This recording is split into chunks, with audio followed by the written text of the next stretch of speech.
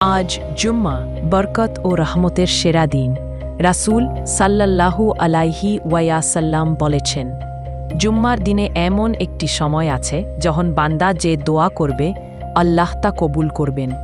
একজন তরুণ সকালবেলায় গোসল করছে, সুগন্ধ মাখছে, সাদা পোশাক পরে নিচ্ছে।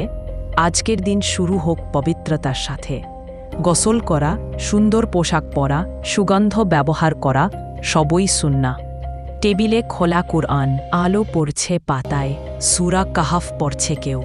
রাসূল সাল্লাল্লাহু আলাইহি ওয়াসাল্লাম বলেছেন, যে জুম্মার দিনে সূরা কাহাফ তিলাওয়াত করবে আল্লাহ তার দুই জুম্মার মাঝে নূর ছড়িয়ে দেবেন।